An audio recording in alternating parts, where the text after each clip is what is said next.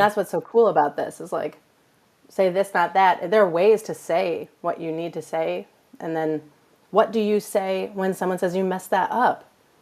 What do you So, say? Do you have a good one for that? oh, I just say, thank you for telling me. That's the first thing I always say. Because I needed to write a script for myself. Welcome to Say This, Not That, your guide for what to say and what to avoid when people are grieving, struggling, or simply going through life's tougher moments.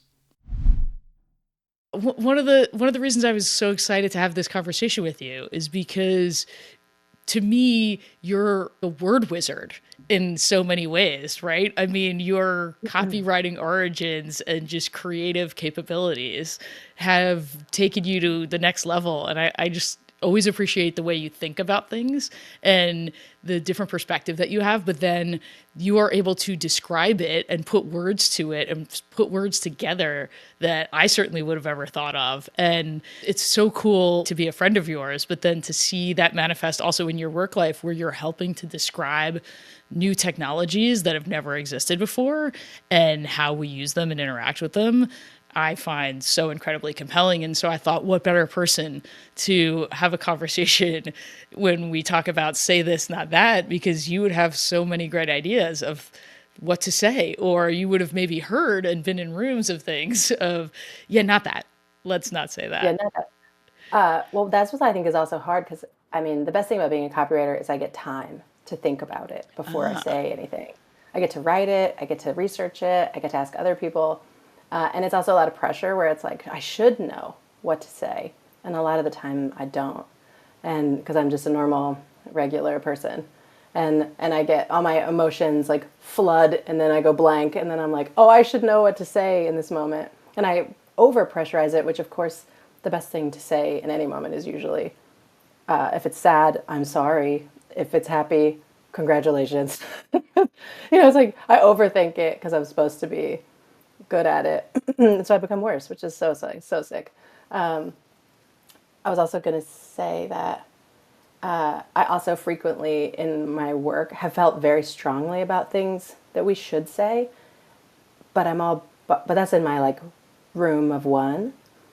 And I would say the best thing about words is they're like the meaning of them is like defined. So just because I say a word doesn't mean you have the same definition of a word or you have the same connotation of a word. So I'll like write something that I think is amazing and then it goes out into the world and the reception is not great. And I'm like, oh, even though that is what I wanted to say, people aren't hearing it the way I need them to hear it. And so I need to change it. Because the point of communication is to impart an idea. And if it's getting in the way of the idea or you're misconstruing the idea, then it's not doing its job. So no matter how much I think it's the right thing to say, it's not about me. It's about the listener. So I feel like sometimes I'm like toiling away, trying to get it perfect, exactly what I want to say, and then people hear it wrong. And not that you should always be like crafting it and like testing it to make sure it's perfect, because then you lose the meaning and the heart and the authenticity of what you're trying to say.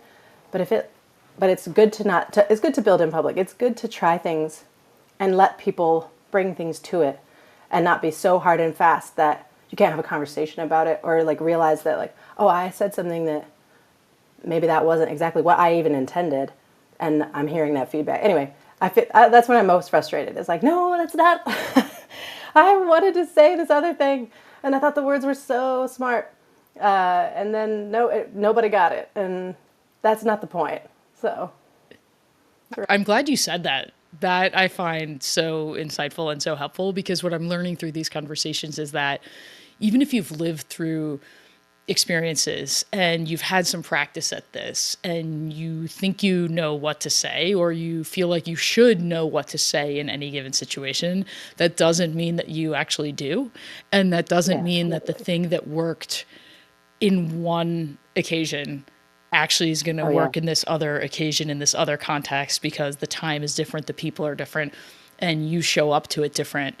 So that's so I'm glad that true. you pointed that out because even the experts that know, even when you take the time, as you said, to choose the words that you wanted, that you felt like best expressed your intentions, they land differently. The big old thud. I remember I took a speech writing workshop once, and someone told a story of how like Barack Obama was excellent at just like innately understanding this. So are preachers or pastors. That like there are three parts of a speech. There's you, the speaker, the speech, the thing that you want to say, and then the audience. These are all equal parts of the speech. So like a pastor knows if everyone's been sitting there, if the AC stopped working, if like something's going on in the community that nobody's really talking about, like, and then they know what they want to say to get across. But like if they don't take in that part, they're just being talked at. And Obama, that someone told a story of Barack Obama saying like he was going to, at the time like visiting all of his field offices, and it was one of those like no one had eaten lunch, there were not enough chairs, everybody was pissed off, and he was trying to give one of these like long Obama speeches, you know, these like, and this lady in the back, like everyone was kind of like fanning themselves, like dying and like starving, and but they weren't trying to be like, you know, good field workers. And this woman in the back who innately understood this, even they say this is where he got it from, but I'm not sure if the story is true. I just heard it, and she just started saying like fired up, and everybody in the office went ready to go, and like it instantly like it shook him out of like his speech that he was there to read, and he shortened it to like, you know, 5 minutes, like made sure everybody had lunch. That's the story I heard of the origin of fired up, ready to go, was this like woman who had way more experience field working than he did and knew what the audience needed. But, That's amazing. Great story. So tell us a little bit about your story. Tell us what we should know about you, and then maybe lead into, I'd love to start with an experience that you had where you felt like somebody said or did something for you or around you that you experienced that you thought, oh yes, say that. This was really incredibly helpful in some way, shape, or form for whatever you're going through. yes, I will do that. My story is, let's see, I was born in Texas to Texas parents, Texans, not historically great at communicating. So didn't learn a lot about that. But my dad tells great stories. That's my understanding. You know, it's funny. You said Texans not great at communicating, and I think about Texans, you know, that I know personally, yourself, and a couple of others, and some in the public eye. I think of Matthew McConaughey or Brene Brown or some other folks that come to mind that are fantastic storytellers. You would think that would indicate great communication. Fantastic storytelling. We're sort of like, I would call it like side door communicators. Like we're not going to come at you and be like, Kristen, I'm so sorry for what you're going through. We're going to be like, this one time, I also had a similar thing happen. Or like, there's a story in the Bible where blah, blah, blah. Like, we're sort of like a side. It was my experience. And that's why I think they're really good communicators, is because we're really not direct. As a group, not individually, of course, there are amazing exceptions. Molly Ivins being one of them, Ann Richards being another. But just being like these side door communicators, which has this really interesting benefits, especially for people who feel, speaking of the audience, like if you're trying to talk to someone who is non-confrontational or really like shuts down, stonewalls, when that like side door communicating is amazing. Kids, it's like the best way to do it. Like fold laundry next to someone and like start telling a story. Don't look at people if they don't want to be looked at, you know, like these sort of like roundabout ways. My dad did this very well for like I would say like a roughneck on an oil pipeline, and you know, he mostly worked with like grizzly dudes on a what's the word for it? Where you drill oil in the ocean. What is it A called? rig, an oil rig. A rig, yes. And my dad was like a logistics guy on an oil rig. So he was like gone all the time, then he would come back.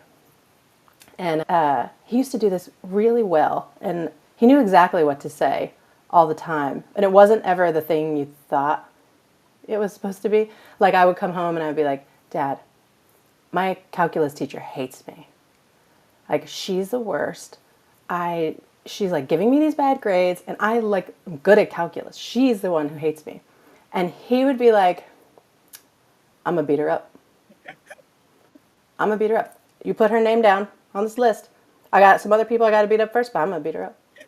And I was like, It was so ridiculous, and it made me laugh so much. First of all, it made me laugh, which was funny. But it also, like, he didn't say, like, that's not true. He didn't say, you're overreacting. He didn't say, like, oh, I'm sure you just didn't study. He was just like, I believe everything. I so believe you that I'm already on the next step of like, and it was just, and he trusted me enough to know that I knew he wasn't being serious.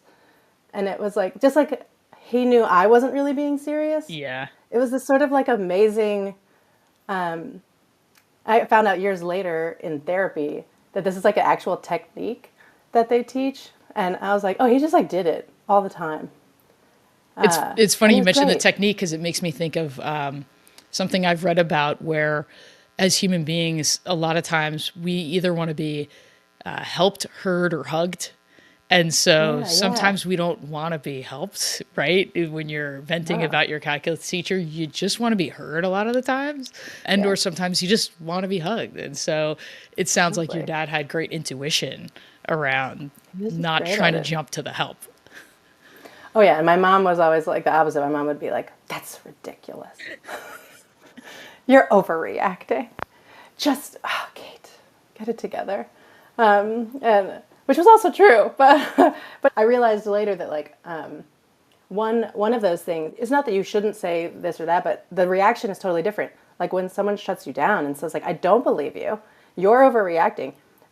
It also, in some people, it does. Like in me, it shuts me down. I'm like, well, I'm not going to talk to you about this anymore. In my sister, she would double down, be like, you don't get it. She's really out to get me.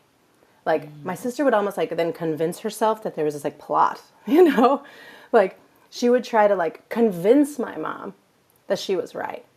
And so it was like two completely, my sister like my sister did the thing my mom was trying to shut down. I would just stop talking. And my dad, his response neutralized both of those things. Like my sister and I, we were just like, he gets it. And we could go and we could move on. Like we were done with it.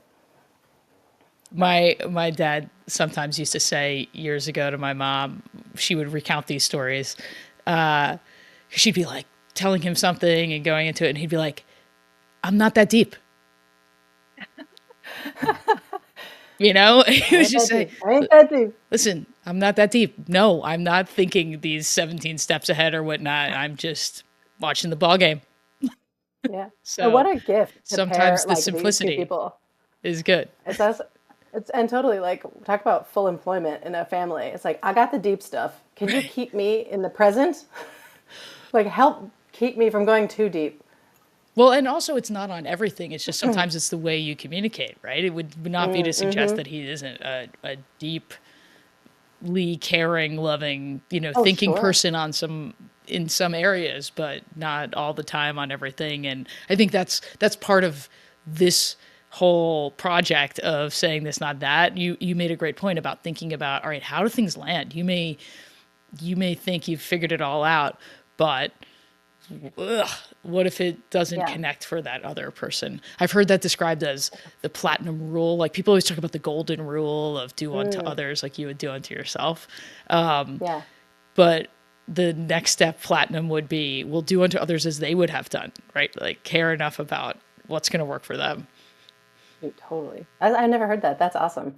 And I know it starts to feel like a lot of pressure. It starts to feel like, well, I need to like figure out. It can like bleed into codependence in a way that like I am very aware of because it's the system in which I was most raised.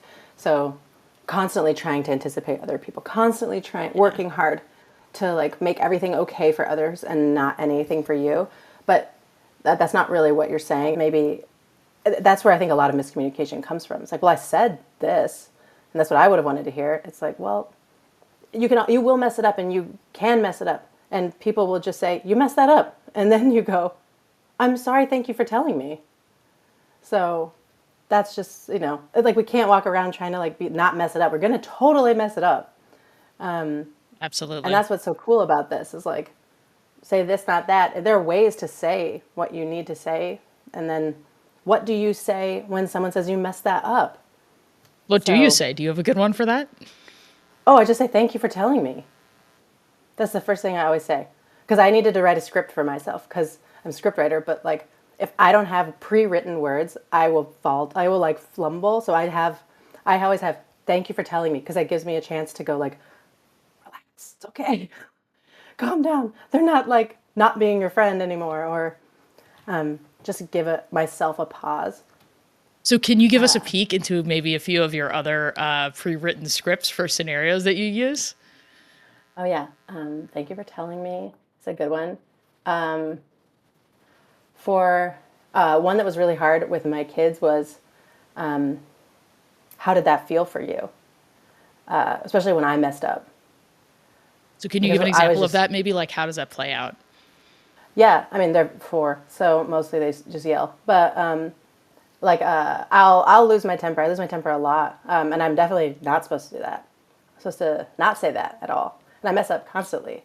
So I yell, and then I say sorry. I said, I'm sorry. I yelled, and that was my fault, not your fault. And then they say, yeah, that was scary. And I say, thank you for telling me. How else did it feel when I was, or like, tell me how it felt when I was yelling.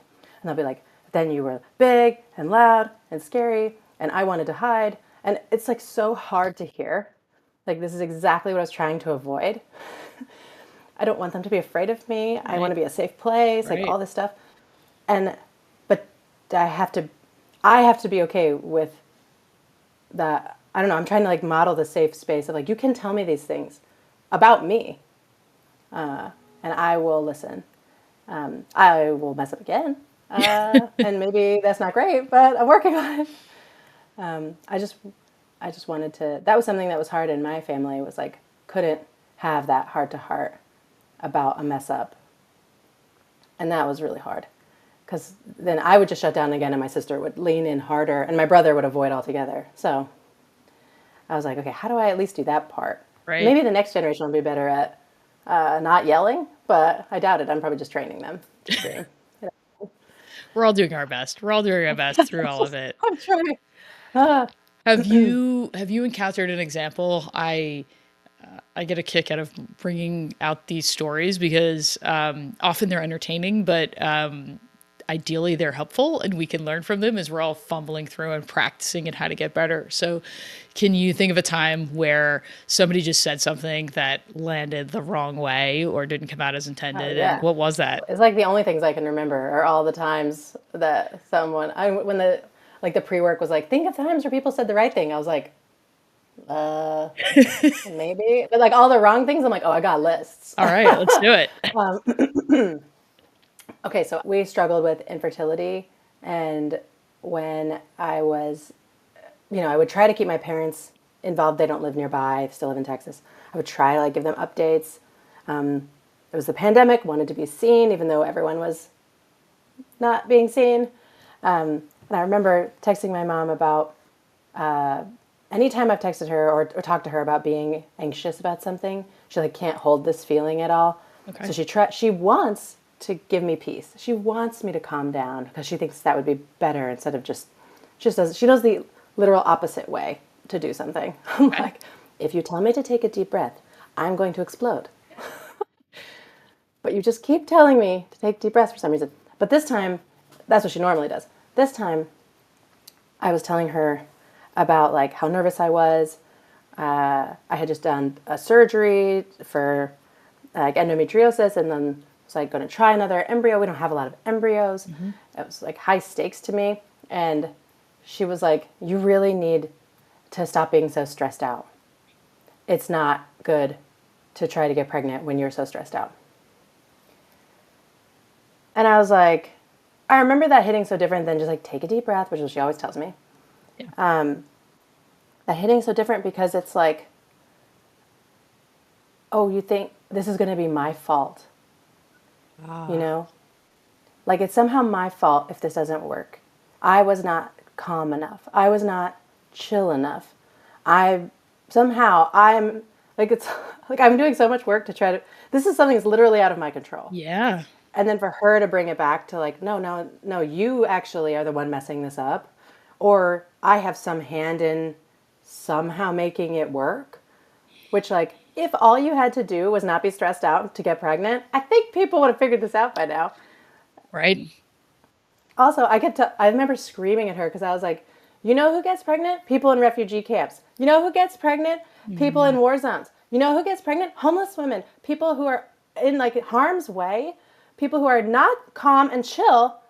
Like it has nothing Yeah. to do with this. Yeah. And I was just like, don't, it's not my fault. Which No. of course, is something I'm trying to like, I was trying to convince myself of Sure. that it wasn't my fault. And so for her to say that, I know she was just trying to like, she wanted me to, I don't know, she was trying to take some of it away from me. And it just was like, pulled that right out. I was like, ah! Didn't respond well, but Sorry to hear she that. never said it again. That's a Yeah. tough one. Yeah, I was just like, what? But I heard her say it to my cousin recently. My cousin is pregnant right now. Ah. And she said it to my cousin, like, just take it easy. Like, and I was just like, mother, Are there if something things happened, that it's not her are there fault. things that either other folks did say to you at that time, or that you wish folks would have said to you at that time? Because I think it's a natural inclination. I can understand where your mom is coming from, where, especially as a Totally. parent, she sees what you're going through. She wants the best for you and she wants to de-stress, but doesn't have the words. Like, if we were going to write some words for people, are there ones that you think might have landed okay? Now that you've lived through this, if you encounter other folks that are in that same situation where they're struggling with fertility and they're in the middle, and in that situation, the hormones are Oh, I beyond bet. control, off the charts on all angles. By I nature know. of that's exactly what you're trying to do. So you have to have your Right. hormones all over the place. So just curious as to recommendations that might come to mind, and I Good knowing that it'll question. land differently for everybody that's going through it. Totally. Something someone said, two people come to mind of people who said things that, I mean, specifically for me, that helped. We were going to do like our second egg retrieval, and I was laying on the at NYU they put you under. They don't do that at all the clinics, which I think is also insane. But I was getting anesthesia, and this amazing anesthesiologist, this woman, I don't remember her name, but she was like standing right over me, and she was going to like count backwards from 10, and then she just, before she did that, she said, "You did the hard part. We'll take it from here." And I was just like, it was just, I just sort of like melted into I was like, oh, thank you. I didn't realize I'd been holding all of this tension, like holding Yeah. the like, because it's nothing your partner can't help you with. You can't even like physically control it. You're just like, I hope there's some in there, we're about to find out. And, but for her always to be like, you already did it. No matter what happens next, like you did the very best you could, is what I heard her say when she said, you did the hard part. You did all the hard work. We'll take it from here. Is sort of like she also meant like, to me, what happens after that for us was like multi-step process in the lab that we had literally no insight into, or, until they finished testing and hoping you get an embryo or not. Yeah. So I remember that feeling, acknowledging how hard the like lead up had been, and also that it wasn't all on me. There was a team that, at the doctor that was like going to take the next step for us. You So felt that like was they were great. with you. Yeah. It wasn't like, oh, here's this other like broken lady who can't do stuff. Which, by the way, it wasn't even my fault. So Yeah, of course not. By the way, of course not. I know, like, what?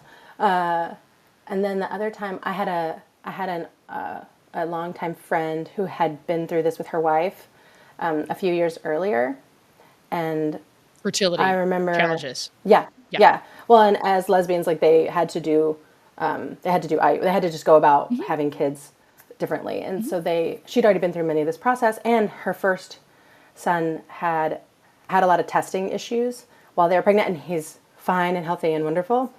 But I remember her going through this, and like we would meet up for drinks, and she would be sobbing about these tests, and I had no idea what she was talking about, and so she was the first person I called when that started happening to us, and because you can get with fertility stuff, it's a lot of numbers. It's like, oh, we got this many eggs and this many embryos, and this many were this way, and this many were that way, and our like, and then when you get pregnant, it's like, oh, this was our measurement for the nuchal fold, and that means this. And I was just like, I'm like low key a doctor. And I remember she would call me and she would just say, it's different for everyone, but this is what our numbers were, which is like literally all I wanted to know. But she would just, it was just so nice to have, I wasn't reading it on the internet because you can find all that. Everyone on Reddit is like, here's what my numbers were. Like, are those normal? Like everyone's trying to figure it out. Yeah. And I just wanted a person who'd been through, like, for just her to be like, oh, our nuchal fold measurement was higher than yours, and he's fine. But she wasn't dismissing it. She's like, all I can tell you is that like, it ended up being okay for us, you know. And the way she said it, it wasn't like, oh, ours were higher than that, and it's fine, which would have felt terrible, as if like I shouldn't be freaking out. But I remember her freaking out. I remember her crying in a bar about it, and so when she was like, everyone is different. All I can tell you is ours was this way, and thank God everything's okay, you know. But I totally get, you know. And she would call and check in too, which is something most people didn't do. She would be like, hey, how's it going? I was thinking about, you must be like near the anatomy scan by now. Like she would just like keep checking in, because I was just like, I didn't know, and everyone else assumed maybe I didn't want to talk about it. Yeah. Yeah, that's a sensitive one, right? Because Yeah, I've seen that go both ways, to the point of our conversation totally, earlier, is totally. you never quite know. But I wonder, was there something about the way she checked in, or is there some way to know? Or if you weren't liking it, how would you indicate that? I mean, it was probably that I had reached out to her first Ah, and was like, I'm stuck. Like this test, we like flunked this test, and I'm terrified. And so she just kept, she would check in with a text. She would just be like, you know, thinking of you, yeah. and not like, how's it going? Tell me everything, which seems like a lot of work. She was just like, I'm thinking about you. And then I could engage or not, which I was like that helpful. as a recommendation. I try to do that myself in a variety of different Yeah, situations. If I'm know somebody that's going through something and I am thinking of them, or I want to check in, I'll try to write a text message that requires no response. And sometimes I'll say it yeah, in the yeah, text yeah. message where it says, really Right. no need to respond, but I was just thinking about you and hope that you're well. And because I feel like sometimes the questions can be considered a burden. And even though Yeah, I might be curious and want to know what's going on with that person, they don't owe me anything, and I don't want them to feel like they totally. have to answer questions. But if it is helpful to feel supported and that you're not out there by yourself, that there's in a lot of cases, you know, a little mini army of people who want to be walking alongside you and going on the journey with you. Yeah. I think that's a good, you're so insightful that a lot of the times the questions are actually about us. You know, it's like, I want to know how you're doing. And it's like, not about you. I want to feel like a good friend. Like, it's important to me to feel like I've showed up for you, whether or not someone wanted me to show up, which is like, okay. Yeah. And you can really feel that in some people. It's this like, it's just sort of their default pattern, which is, I have a cousin who's like that. It's just like, very like, well, I said the right things. It's like, okay. But that's just who they are. And I know that they love me. It's like just, and I can hold both. I can be like, that was annoying and I love you, Right. you know. And if I tell my cousin to be like, if I just ignore their text, they'll still keep texting me. It's fine, you know. Like I don't have to do anything. We're cousins. That's the benefit. It's like still gonna be cousins tomorrow. It's no big deal. That's fantastic. That's great. Any other memorable Right. stories come to mind in this universe of say this, not that? Well, I'll tell you a story about you saying the right thing, and then it led me to a conversation where, because I had like a pre-conversation with you about like working on my feelings and like what I should say. Yeah. It was actually easy for me to. I mean, I can just go ahead and tell it, but like it was also easier for me to recognize someone saying the wrong thing right Ah, after, and it wasn't about me. It was about them saying the wrong thing. So the whole story is, you know, I had been doing really well at work. I loved my boss. She was great. She's still my friend. And she was so excited to tell me that she was able to get me like a 1% raise. And I was like, what? That's so, it's like not even like cost of living increase. I'm supposed to be happy. I'm so confused. And I knew she'd done, everything she could within the terrible system. And I went and had a conversation with you about it. And I was like, Kristen, I feel so bad. She feels like she's like trying so hard, but it's really like, I know other people are getting paid more. I know other people are getting bonuses. Like and I'm not getting them. And I don't think it's because of me. I think it's probably the system, and she wants me to be like a team player and like everyone else isn't really going to get a raise. So I should really be fine with it. And I remember you saying like, that's her problem, not your problem. She works in the system. You're doing a great job.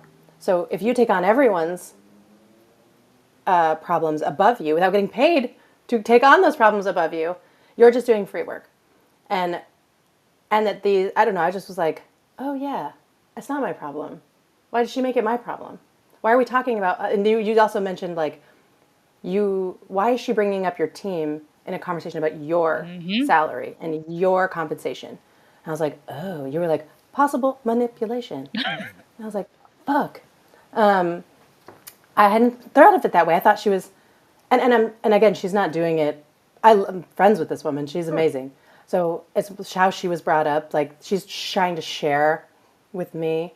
I don't think she was using it in a bad way. But it has that unintended consequence of like, it does make you compliant of like, oh, I'm like, this is my friend. Like, I don't want to make her life hard. I'm trying to be this like good employee and help her. And so you talked me through all of that.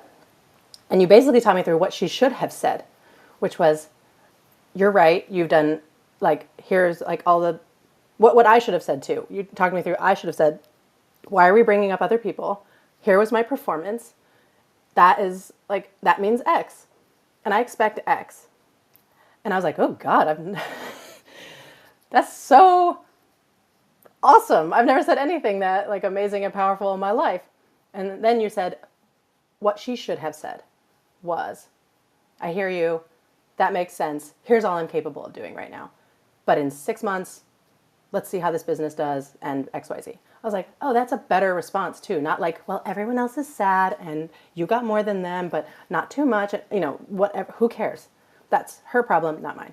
So I went back and on your recommendation, went back and tried to have this conversation again. And I almost like passed out during the conversation because I was so afraid. Because I didn't want to, she's my friend too. So I felt like there were so many stakes. I told her, I really want to talk to you about compensation again. And I really feel like I deserve more. Is there anything you can do? And then I just stopped talking, which I think was probably only 3 seconds, but it felt like 700 years. There's something else you told me to do, to stop giving people excuses. Like, I know you're really busy. Well, and I or know don't everything's negotiate great against right now. yourself. Right? Yes, don't There's negotiate against so yourself. many, Right. there's so much power in silence and so many situations, but particularly in the one that you're describing, it would be don't negotiate against yourself. Yeah, just giving her reasons to not give me more money. So I stopped talking and then had like dissociated pretty hard. And then she started crying, which was crazy. Wow. Again, totally involuntarily, I think. She started crying and she got like rather mad at me. And she was like, I'm doing so much for you. Like, it was really like an emotional, like I'd added problems, which is exactly the thing I was trying not to do. Okay. But I was a problem for her now. She thought she was doing right by one of the people that she likes, and now she realizes she wasn't, and that maybe I was upset. Anyway, there's this whole interplay of stuff going on, and I just absorbed it. And I tried to I was like, Krista said, stay silent. So it's like, stay silent, don't say anything. And because I didn't want to be like, it's okay, I get it, which is what I would normally have jumped to her to make her feel comfortable, which is what I think women are mostly socialized to do, but especially codependent women, and as a recovering codependent myself. And I just let her like get it all out. I didn't really have much choice. We were in this room and she was crying. And then I said, okay, well, let me know. And I left the room and then went outside to get like a $500 salad or whatever the Columbus Circle price of salad was at that time. And NYC. and then, yeah, didn't make eye contact with her for a while. But literally like 3 weeks later, she came back and she was like, hey, I was able to get you a bonus. And I was like, Wow. holy crap. And I was just like, thank you so much. That means so much to me. I know how hard that was. I really appreciate it. And I don't know, it was like it was so, instead of like jumping in to try to like make everything okay in the moment when it got really hard, I was able to identify that like that's not what she should have said. Like she shouldn't have put all of that on her employee. She shouldn't have like dumped all of that. Because I'd heard your script of like, okay, I see your point. I'm not able to do that right now. Let me come back to you. Yeah. I was like, but I hadn't, without knowing without having heard the script of what should happen in that situation, I'm not sure I would know that the wrong one. I would just know Yeah. later, like, like later I'd have been like, that sucked. But in the moment I was able to be like, there's another way to respond here. And this isn't it. And I was able to kind of I was able to keep myself together because I knew what she should have said. Anyway, that was a really helpful Well, person. well, thanks for sharing that story. And I think that hopefully is going to be enlightening and helpful to other people along the way too. And I'm glad that it resulted in some economic upside for you too. But, Yeah, I have a lot of compassion for what your boss was dealing with too, because as you totally. noted, it's broken systems. And I think at the time you might have been working in the agency world, in the advertising space, right? And so Yeah. that's notoriously difficult in terms of what it takes to move up and around and how they're working with really razor thin margins. With that being said, she could have potentially found some other outlets for the challenges that she was facing in the system. Because I bet you she did do everything that could have been possible leading into the first conversation with you. I bet you she did 100%. fight like crazy in order to get you as much as she was able to do at that time, but she may have been hamstrung Oh, by yeah. circumstances that were going on in the organization. And so I feel like those times, whether it's performance conversations, compensation conversations, like all these times get to be so fraught. And people that have otherwise really good, healthy, caring relationships with one another are stuck in this system that they can't actually say and do what they would like to, because she'd probably Yeah. like to give you, and probably potentially several other people on the team, lots Oh, of yeah. 100%. compensation rewards for everything that you had been doing. And so I think just having grace and remembering that like it's fraught when you're working through those situations in those companies, but handling it the way you did, where you take a few minutes to think about, okay, it is a messy situation, but that does not mean that you, as an individual contributor, need to take on the problems of your superior who is or is not able to deliver a fair compensation for all of the work that you've been doing. And that there may be And some friction in the process, but that using things like silence and just stating facts and focusing on the objectives is what I have found. And I'm sure people have other better ideas than me, but that's some of the things that I've found work over time. you know, you're making me realize that also I wonder how much of it is like, I thought of it as silence because my brain was just like, ah. But I wonder how much of it is also, I was just listening, you know, like Yeah. I really underestimate the power of just shutting the fuck up and listening. Like it is a response. Active listening is a response, and it is saying something, even if I'm not saying anything.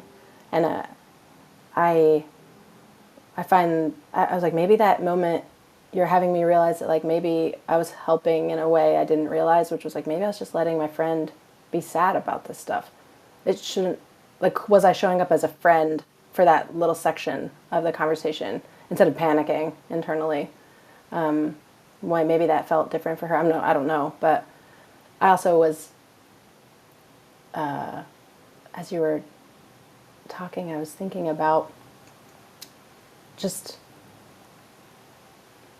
the broken systemness of it all. Was there's a way to not put that on each other when it makes you less of the person you want to be in that situation. Like, she doesn't want to be that boss, Of course to your not. point.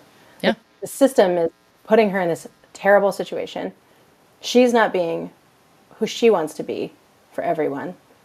And being able to say something in that situation that is still who she wants to be within this messy, horrible, people last situation is really hard. It's really hard to figure out, how do I show up with my values in a system that has the opposite values and be that for people.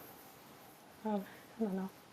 Well, I think that's important. Thanks for taking the time to point that out. And it makes me think we've come full circle in a little bit of a way, because in those instances, like you did, by actively listening, because active listening is a response. I'm going to quote you back to you. Active listening is a Good. response. That's something that we should remember. That's a say this for sure. And when you can point out what's going on out and around, and you can be there shoulder to shoulder with her, so to speak, and it's the two of you against the outsiders, much like your dad referenced in the beginning, when it was, it was, he was going to go to bat for you against that calculus teacher, Yeah. that he was on Oh, your yeah. side, that in some way, when we're stuck in these corporate systems, acknowledging, okay, well, how do we show that we're on the side of the other person? Through active listening, through silence sometimes, through hopefully a thoughtfully chosen word or two. Then we can kind of we can recognize that it's not necessarily about us and our individual values, and we can find a way through it together by trying to stay 100%. shoulder to shoulder and focused on, all right, what is the actual goal? And the actual enemy. Yes. Sure. It's the calculus teacher, to be clear. Well, Kate, this has been fantastic and super helpful. I really appreciate your taking the time and your sharing your stories. I know for a fact I've taken away a lot of insights, whether it's active listening being a response, the quality of storytellers that come out of Texas.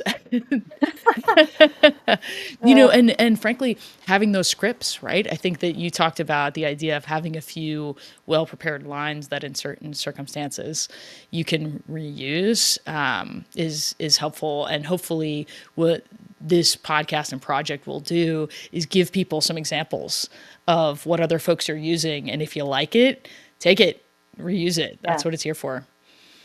Yeah, absolutely.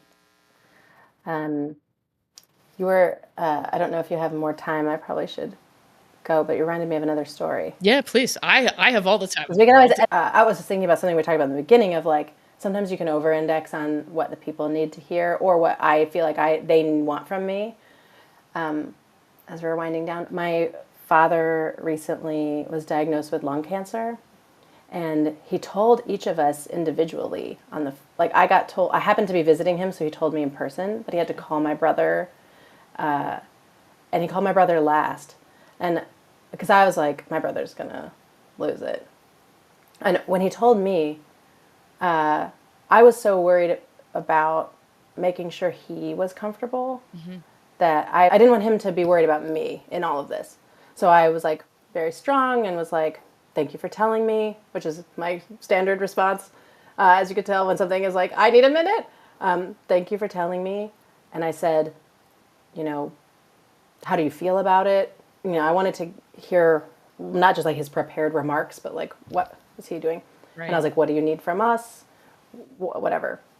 I wanted him to see me as being like strong and able to handle this news and not worry about.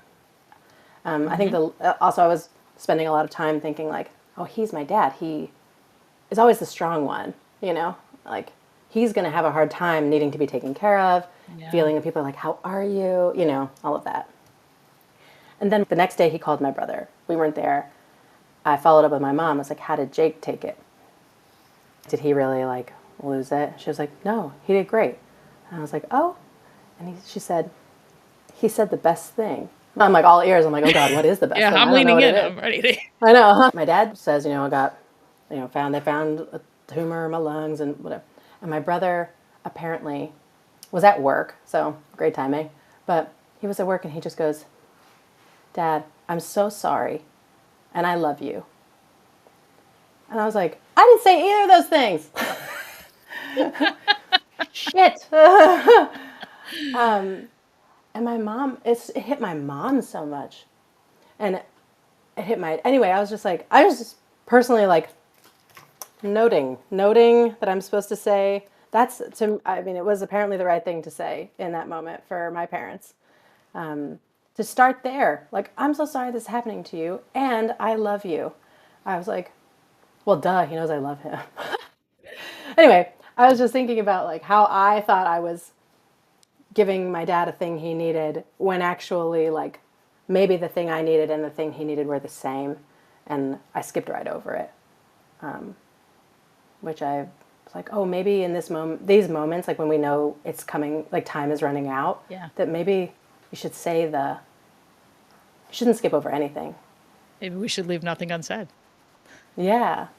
I was just like, wow, he really like started at the beginning. Anyway, it was just great. That's beautiful. So, that's beautiful how your brother handled it, but I'm sure it was beautiful how you handled it as well. And I think that's we all are that's why there's three of us.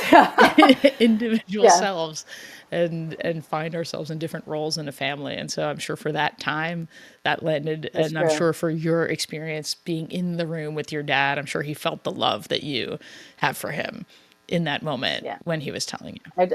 I did really oldest daughter it in the room. I was just like, Mom, do you need any help with any of this paperwork? What else can I productivity my way through this? I feel that.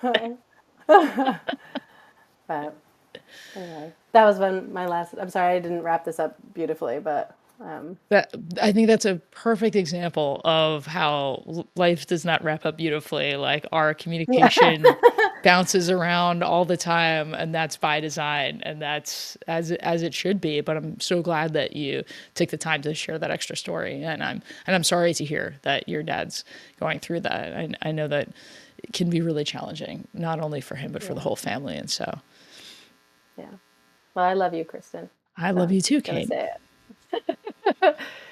Thank you for talking with me, and always thank you for taking my call anytime I need to figure out what the right thing to say is.